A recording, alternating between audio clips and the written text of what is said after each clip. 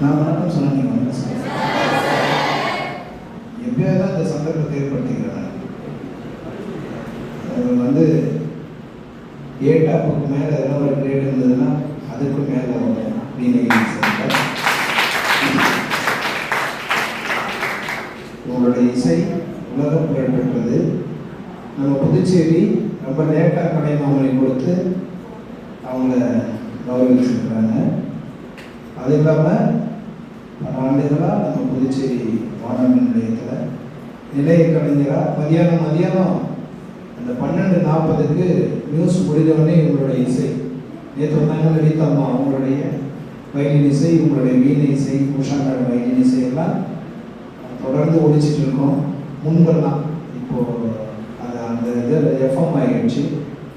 அது மட்டும் இல்லாமல் இவங்களுடைய நான் சொன்னல ஏட்டாப்புக்கு மேலே இவங்களுடைய சங்கீதம் சுரேஷ்குமார் சார் சொல்லுவாங்க அடிக்கடி.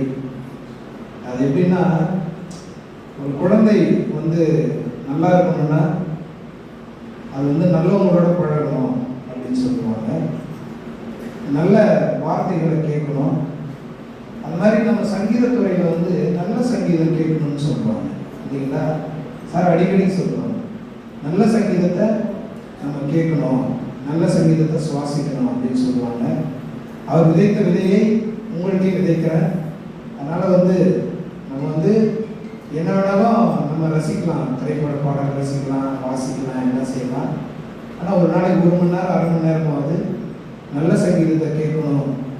ஒரு நல்ல டான்ஸ், நல்ல பரதநாட்டியம் நம்ம வந்து பார்க்கணும். அதை பார்த்தா நம்ம வந்து பரதத்தில் இவங்கள மாதிரி வர முடியும், இவங்கள மாதிரி வரணும் அப்படிங்கிற ஒரு இன்ஸ்பயர் இருக்கும்.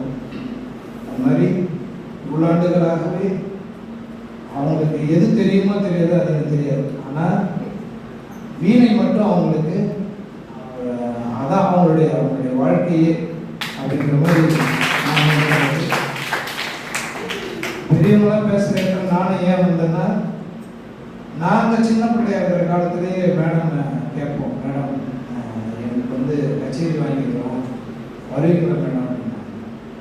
அப்போது என்ன நெஞ்சில் எழுந்து சொன்ன வார்த்தை, நீங்கள் வாசிக்கணும்பா, நானும் அவங்க கூட வந்து வாசித்து வந்து அந்த ஒரு சந்தோஷத்தை பகிர்ந்துக்கணும் அப்படின்ட்டு அன்னைக்கு 20 ஆண்டுகளுக்கு முன்பு எங்கள் கோபகுமார் சார் முதல்ல ஸ்டேஜில் ஏற்றின காலத்துலேருந்து நாங்கள் தனியாக வாசிக்கிற காலத்தில், மேடம் கூட வாசிக்க ஆரம்பித்த காலத்தில் மேடம் நாங்கள் கூப்பிடும்போது மேடம் சொல்கிற வார்த்தை, நீ மட்டும் வாசிப்பா, நீ அது ரொம்ப சந்தோஷப்பா, நான் வாசிக்கிறப்பா வரம்பா. நிறைய பேர் இவங்க வாய்ச்சா நாங்கள் வாசிக்க மாட்டோம், இது சத்தியம். அந்த மாதிரி ஒரு காலத்தில் அந்த காலத்துலேருந்து நாங்கள் வாழ்ந்துருக்கிறோம். இவங்க வாய்ச்சா நாங்கள் வாசிக்க மாட்டோம், இவங்களுக்கெல்லாம் என்ன தெரியும் அப்படின்ற ஒரு நிலை இருந்த காலத்திலேருந்து இன்றைக்கும் நாங்கள் பெரிய மேதன்னு சொல்லிக்கல. இன்றைக்கும் வந்து இவ்வளோ ஆண்டுகளாக நாங்கள் பயணிக்கிறோன்னா அதுக்கு இவங்கெல்லாம் எங்களுக்கு ஒரு பெரிய ஒரு உறுதுணை, ஒரு ஊக்கம். அந்த மாதிரியான எங்களெல்லாம் எங்களையும் நாங்கள் எங்கள் குருநாதர்கள் எங்களை தூக்கி விட்டாங்க. ஒரு புறம் இருந்தாலும் இவங்க கூட நாங்கள் வாசிக்கும் போது பார்க்குறாங்கல்ல ஒரு 10 பேர். அப்போது நாங்கள் இவங்களால பிரபலம் அடைகிறோம் இல்லைங்களா? அந்த ஒரு நன்றி கடனுக்காக நான் அவங்களுடைய என்ன சொல்லுவோம், எந்த உயரத்தில் இருந்தாலும் ஒருத்தவங்களுக்கு அந்த பணிவுங்கிற ஒரு விஷயத்தினால்தான் அவங்களுக்குள்ள உலகமே இருக்குது இல்லையா? அது இன்னும் அவங்களுக்கு வந்து கடவுள் நீண்டாயில் நிறை செல்வம் எல்லாம் தரணும்னு வேண்டிக்கிறேன். நான் வாழ்க்கை வயதில்லை வேண்டிக்கிறேன். உங்கள் சார்பாக, அத்தனை பேர் சார்பாக நன்றி.